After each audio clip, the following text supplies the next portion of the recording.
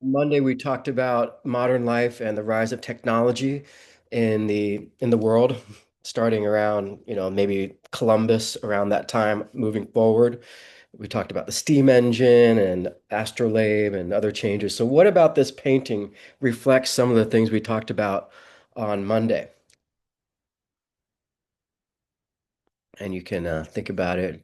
If you have an answer, go ahead and chat your answer or feel free to speak up.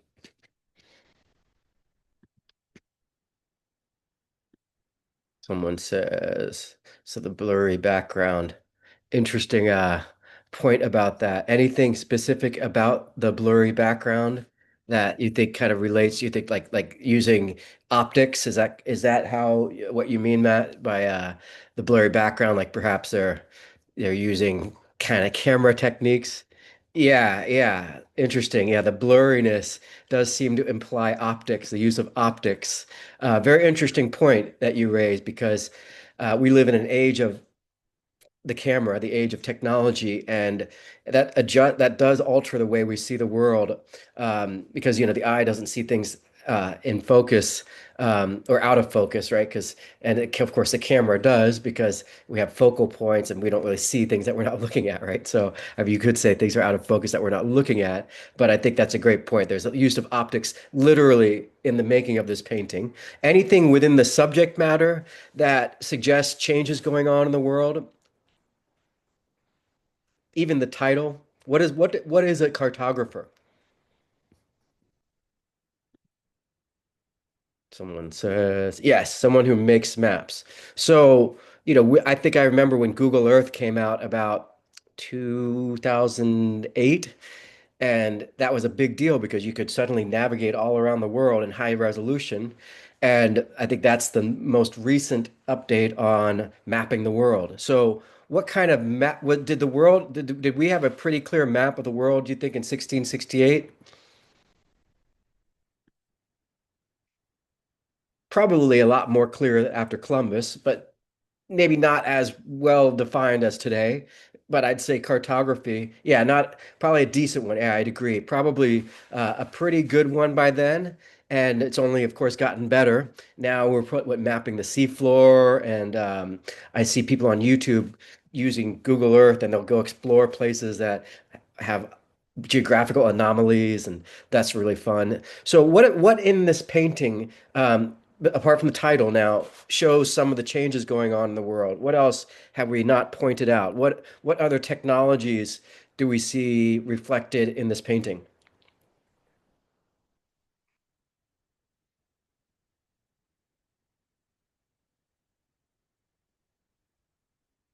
Well, I think the globe itself is a pretty important thing to have in one's room, the equivalent of Google Earth. So that is definitely a big part of the changes to be able to map out the world and have a globe with a more or less decent map.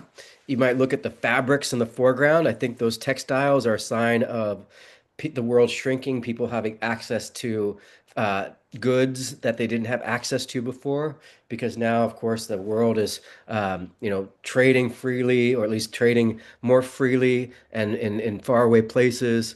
The world is connected because of Columbus's journey. And thank you for joining in. For those just joining in, we're just talking about this painting and how it reflects some of the changes going on that we talked about. I don't know if that's a clock in the background, but that might be one element. And you notice this guy is a cartographer. He's almost like a wizard with his divining globe, with his magical bauble. And he does feel all powerful. Even the sunlight pouring in makes him feel almost godlike, and his control over like the world. He's got the whole world in his hand. So contrast this painting with this one. Here we are about maybe 100 years ish later in this mid 1700s. What's going on in this painting? Do you guys see much technology or much progress or much science in this painting? Not that we're comparing apples and apples here, but in fact, we're quite clearly comparing apples and oranges. Lots of motion and nature, right? So a lot of motion and nature, but not necessarily a lot of technology. And I think it's important to remember that technology corresponds to progress, or at least you could make the argument that there's no progress without technology. And so much of our quote unquote progress depends on technology, whether it's the birth control pill or mechanic or AI, which liberates us from the drudgery of repetitive work, all the way to instant coffee, being able to make coffee at home. So much technology liberates us from the struggle against nature, which is why this painting is very interesting because it has nothing to do with progress. And I think for me, this is a very interesting painting because it represents a low point in the history of art as far as frivolousness. And it's a painting that's not really about progress. And I think it's notable in this case because, and it's fair to use that standard to judge it because this in the 1700s is an age of progress, scientific progress, and yet this painting doesn't reflect any of that. And I think that's because we're not looking at people who really care very much about the progress of the average person. Who are we looking at in this painting? Who are these people? Don't worry, they're not famous people necessarily, but what does your intuition tell you about maybe, are these rich people, poor people? Someone says they are, yes, very rich. And what tells you that they're rich? So the clothing, very ostentatious clothing. The statue, usually rich people have statues on their in their lawn, multiple statues. So these are rich people. And what are these rich people doing? Yeah, the location is like this vast estate, um, and having like a palatial mansion, and you have to have, of course, your enormous garden, acres surrounding your home. So yeah, absolutely. It's rich people in their enclave. And what are they doing? What are these rich people doing with their time here?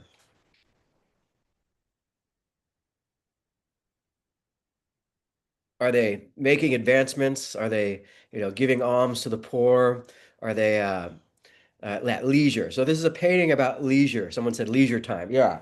And I'm not saying no one's bad or good for being poor or rich, but I'm just making a point that this painting is about sort of frivolity, about frivolousness. And it would be one thing if it was kids. If you're showing a picture of kids just innocently playing like kids, that's one thing. But because they're adults, we can kind of judge their behavior and their action according to adult standards. And I think that's important because when we zoom out and look at the bigger picture in especially in the late 1700s when this painting is from, that this is the calm before the storm. This is right before the age of revolution, whether it's the Haitian slave rebellion in 1790 thereabouts, or the French Revolution, or the American Revolution in 1776, which is to leave out many other revolutions that will take place in the 1800s and onward. So this seems to fly in the face or go against the grain of all the changes going on.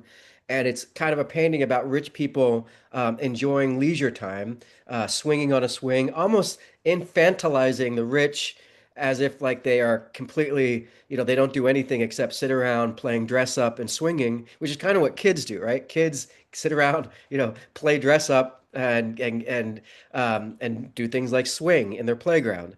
I don't think it's a coincidence that you got these cherubs and the angel there mirroring the three statues mirroring the three people, almost like children or infants, little angels, seemingly innocent. But is there anything about this painting that's not so innocent?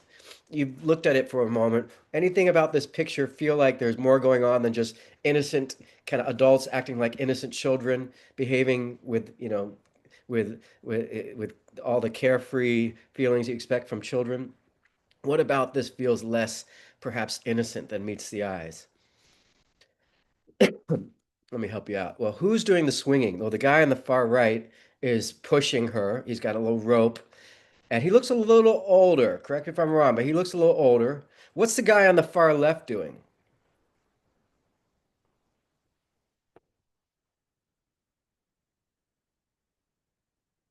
Probably got kicked over. So good. So you're on the right track, Edwin, but not quite. There's something a little more going on there. And I see what you're saying, like maybe she kicked him, but in fact, he's crouching down for a better view. What's he crouching down for a better view of? Well, I probably can't say it without getting in trouble. So what she's doing is she's kicking off her shoe flirtatiously in his direction, and he's peeking up her dress. And and is she welcoming? Yeah, thank you. Good. Matthew, is she welcoming his peek?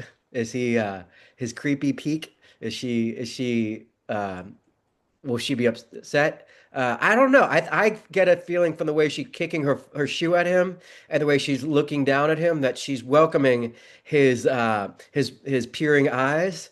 So I think what's going on here is we've got a love triangle, and the woman's being pushed by her sugar daddy on the right, and the guy down below on the lower left is her lover. And it's a painting about that love triangle and this woman being, I guess, the center of attention for these two men, and a little bit of deception going on. All of this given with the air of innocence and childhood.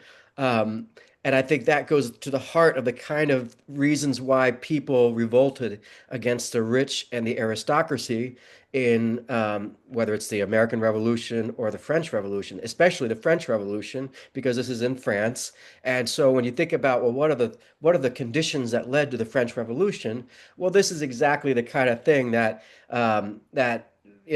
not literally, but you can see this as a metaphor for the conditions that led to the French Revolution. The rich being frivolous and self-absorbed and self-indulgent, and everyone beyond the walls of the estate living in relative comparable poverty and misery. That's why it's called Les Miserables, the miserable, because everyone outside the walls of this estate were miserable. And so this is a real interesting painting as far as capturing the age of peak aristocracy. And I just think it's so interesting that they're kind of pretending to be children, and yet there's a sexual subtext going on in the painting. And it seems so kind of protected in this sanctuary of nature. And yet we know with the French Revolution looming around the corner, that this is anything but safe. They are doomed, because this very kind of obliviousness, this oblivion that they live in, this sort of uh, kind of splendid oblivion is going to be disrupted by the French Revolution when people take the rich and the monarchies to the guillotine and cut off their heads, and it becomes a very bloody period that ultimately culminates with Napoleon rising up and basically challenging all the monarchies of Europe and briefly eliminating the monarchies of many countries in Europe, only for them to rear their head, roar back to life with a vengeance. And so that kind of the equivalent of the American Revolution won't really come to Europe, I'd say arguably until World War I, or at least in the 50 or so years prior to that, because Napoleon offers a momentary respite from the monarchies of Europe, and then it goes back to the monarchies taking control. And this is important because the monarchies in this period are kind of are richness run amok. This is more than just your these aren't your this is no longer the monarchies that we might have seen with Justinian and Theodora, with the air of Christian morality guiding and legitimizing their rule. These are monarchs who really rule with an iron fist and with absolute power and with no real moral compunctions about doing the right thing.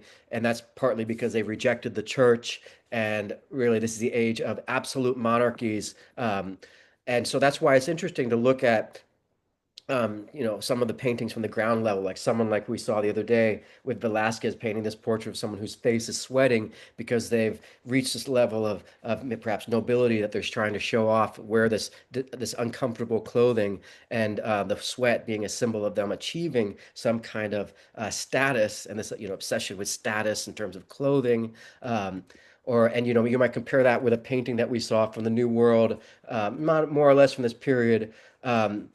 And yet this is so different than this one, because this is actually a real person who's sweating and who's interested in status and his own self-worth, whereas these are paintings of races and caricatures of people's races, and reducing people to almost cartoony kind of elements of who they are, and they're not really real people. So Just an interesting chance to contrast what a painting of a real person with versus a painting that's actually a caricature masquerading as a painting.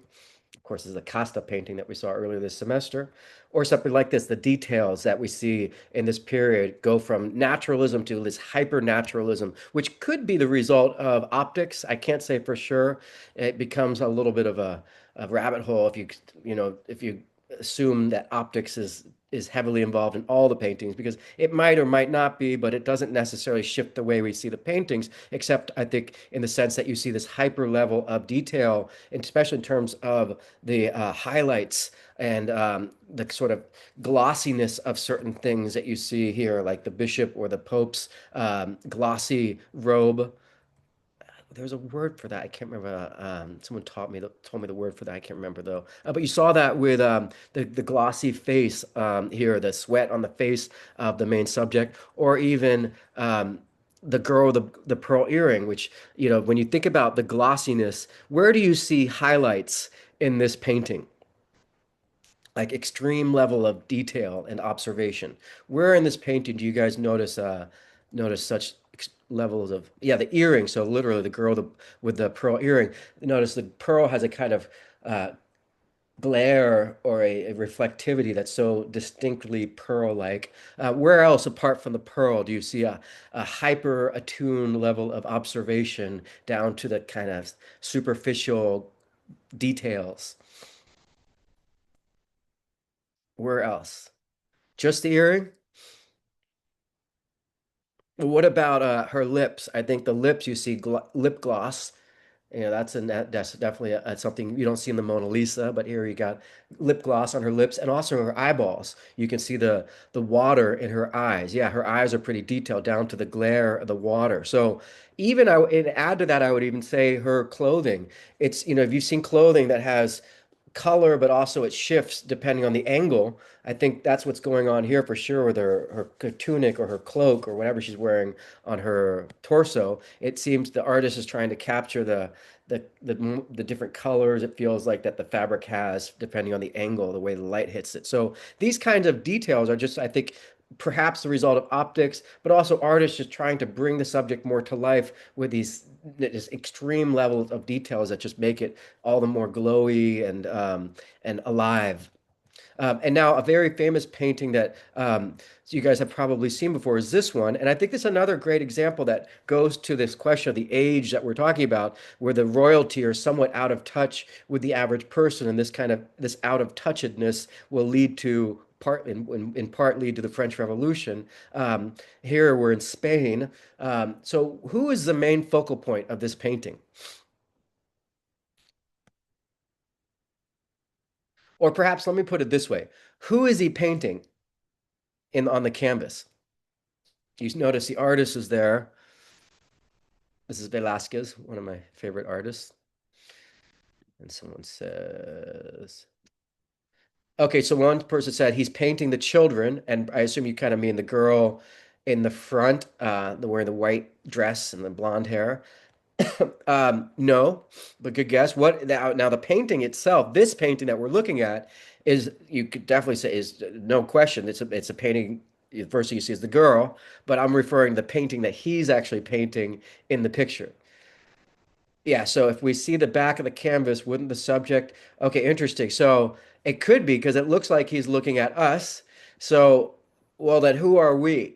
Is he painting? I mean, you could say he's painting us, but do you actually see us in the picture? So who is he actually painting? And or do we see the people he's painting in the painting? And this goes back to what I was saying about the details that in this age, artists are much more attuned to details like gloss and glare and glow and highlights and dark and light.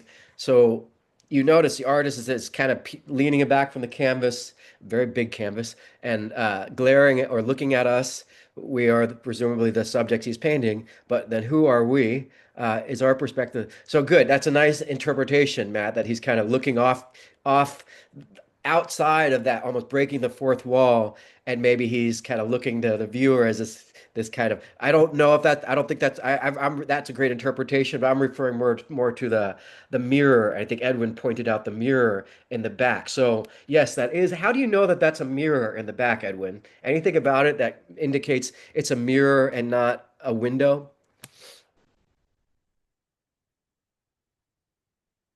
Someone says. Yeah, well, there is an open door on the right. There's a gentleman opening a door and kind of peering in on the right, but just to his left is what looks to be a mirror. And Edwin says it has a gloss. Yeah, I'd say like a glare. When you look at a mirror, often it has that glare because it's dusty. The surface of the mirror itself is dusty. And my take on this is the artist is capturing that superficial glare that you see on a dusty mirror that makes it look distinct from a window, for instance. So that kind of detail is really important, or else we wouldn't interpret this rightly as a mirror. And if in fact that is a mirror, then who is in the mirror? Well, that's who he's painting. So this is very clever organization, a composition where the artist is painting a canvas and the people he's painting are actually reflected in the mirror. So, who do you think those people are in the mirror?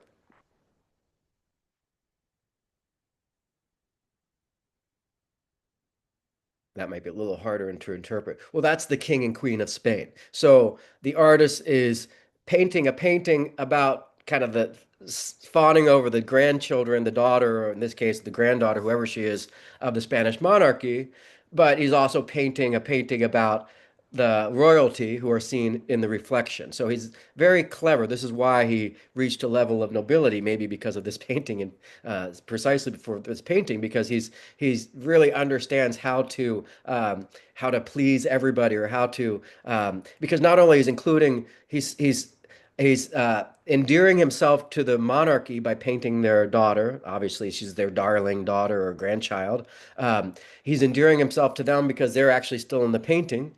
Giving us this window into the court, everyone involved in the court. You see this little girl kicking a dog, a woman who's probably like a little person or midget. I don't know if the correct term a dwarf, but that was often part of the kind of the aristocracy in the court, having people. I think there were different customs and superstitions and or ideas about having little people in the court. And you see maybe two members of the clergy there on the right. So it's kind of an insight just into the world that he's around, but also he's putting himself into the picture, right? The artist literally is kind of looking out at the viewer, and it's not like it's photoshopped in. It's really he's composed his painting in such a way that justifies and excuses him being in the painting, and that's awesome. I mean, what a clever painting, very almost contemporary in its feel, and very smartly done as far as kind of giving you this really almost uh, confusing, if not kind of interesting experience where you have to deconstruct the composition in order to truly make sense of it. So because it is a painting about the girl, like you said, but it's also a painting about a painting. Any comments about that? It's very, cool painting. And, I like what Matt was saying about the viewer being maybe the people who are outside looking in. And yeah, that's a great interpretation because for me, this is the about 100 years prior to the Age of Revolution. And so, in a way, this girl will grow up to be the kind of absolute monarchs that people rebel against. So, it is foreshadowing, perhaps, or oddly or eerily kind of foreshadowing some of the, just maybe the way the monarchies are somewhat enclosed and cloistered in their bubble. So now, of course, we get to the United States and the importance of the United States as a counterpoint to everything we just saw. And remember, the United States exists initially as a sanctuary. I mean, there's also penal colonies, other things, but the people who arrive to the United States to settle are people seeking a place where they can practice their religion without fear of persecution. So initially, of course, the United States is just the coastline on the Northeast, and places like Florida and California are all part of the I'm sorry, part of the Spanish Empire. And remember, all this settlement takes place about 100 or so years after, or at least 200 years after the Spanish. So smallpox has run its course, And a lot of the tribes, the Native American tribes in the New World, all the way up to North America, were definitely affected by the spread of smallpox around the whole New World because no one was immune to it. So it really runs its course over the next few centuries after 1492. And I definitely think that contributes to the decline in the population in North America. But I think remember also this that there weren't the huge numbers of Native Americans in North America like there were in Mexico, which is not to say that there weren't a lot of Native Americans in North America, but certainly a very different experience when it comes to the Puritans and the Protestants or the Puritans engaging with the Native Americans versus the Spanish. And you kind of see that here in these two paintings. They're both definitely rosy colored views of both moments. And so we are kind of comparing apples to apples. They're certainly not truthful depictions, or at least they are romanticized depictions, but no, nevertheless important contrast between, the Spanish are just sort of arriving on stage. They're the main focus, whereas the Puritans are offering some kind of trading with the Native Americans. And so it definitely a slightly different experience because I think the English arriving know that if they do want to settle, they have to make some kind of peace. They have to negotiate with locals. You can't just conquer if you want to, live in peace. And of course, it depends on the settler and depends on the time period. But definitely an important contrast from the Cortez experience in Mexico. And the Puritans have a very different approach to everything from, religion to painting, and a lot less ostentatious than the pictures you see from Europe. Even something like this feels so much more romantic and glamorized. In this case, this is the French and Indian War. This is showing the death of one of the British generals as they fight against the French. And you notice the Native American there. Um, what's going on in this moment between the Native American on the left and and the death of General Wolfe there in the foreground? What is the artist trying to do by showing that kind of moment between the Native American? What do you think he's thinking there as he looks at General Wolfe kind of bleed to death?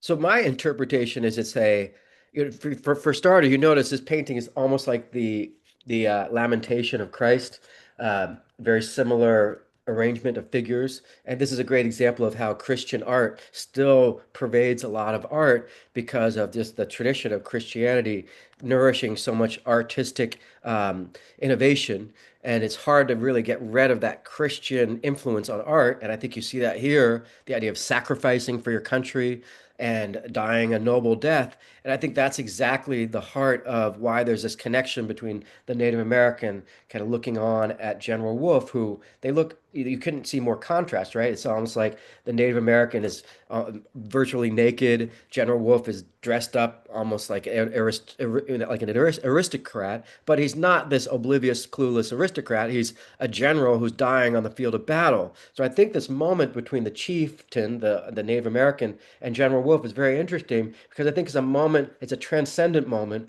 where the chief is, even though General Wolfe couldn't be from a place and a culture that's more different than the Chiefs' culture. He's still noticing something that he respects. Like, I respect this man because he's a warrior like me and he's dying for his tribe, so to speak. So I think that's a really powerful moment where the artist is trying to show some kind of transcendent connection between these two groups. You could contrast that to say here, where the Spanish aren't trying to show any real connection between Native Americans and the Spanish, nor are the settlers on the right are just trading. But here you have kind of this moment where it's like, hey, I can see this guy he doesn't speak my language, he dresses totally differently, and yet he's fighting on behalf of his people and dying on the field of battle, which is something he can relate to. So a lot of change is in the air. And I think particularly the United States will lead that change. You see that foreshadowed here. 1778, maybe not foreshadowed, but literally 2 years after the American Revolution.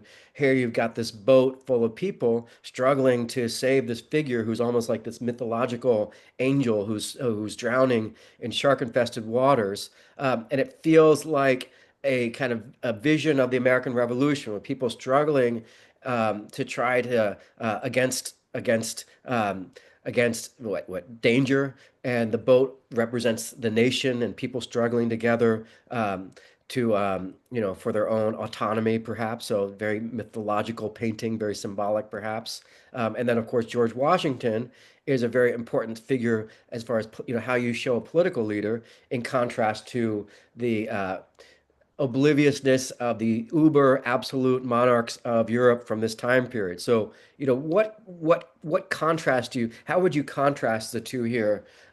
George on the right, King George, this is the George that we rebelled against, and then George on the left. Um, how do you characterize the difference between the two of them?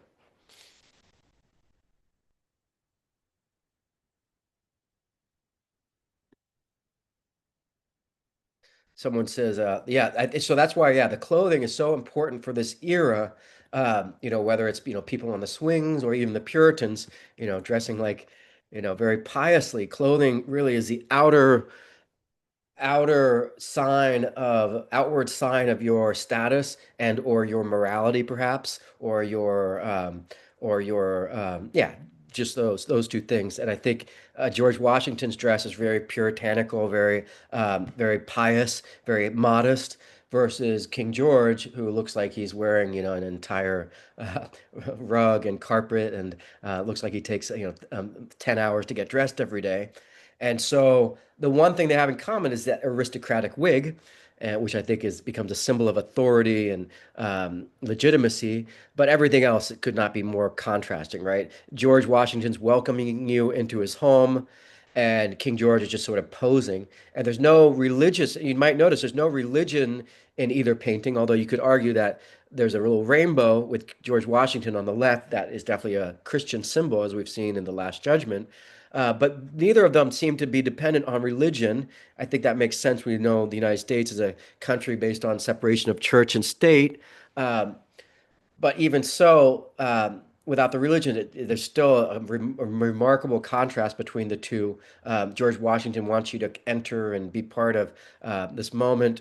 You want maybe sit down at the table, whereas King George is just sort of, you're supposed to admire his clothing, and he's not acknowledging you at all. So a very important contrast between the two. And this is the kind of contrast that you see on the right. This is exactly the kind of ostentatiousness that that goes against the grain of everyone else in society. You don't want leaders who are all about what they wear. You want leaders who do things on behalf of the people, which is why George Washington is such an important template, because after his term is over, he hands off power to the next person, and you have a continuity of politics with stability without the violence of power struggle after a monarch with absolute power loses control. So this is really important when we think about the next age that we're talking about, because the revolutions that take place are very much against these absolute monarchs, represented by people like the Sun King Louis XVI, who likewise has no moral basis for his legitimacy, no religious basis. There's no halo, there's no crucifix, there's no Jesus, there's nothing moral. It's really all about being rich and your richness justifying and or your power because of your richness being the sole exclusive basis for your legitimacy as a leader. So that will be where we'll pick up where we left off here next time. I just want to remind you guys to make sure you turn in your intro.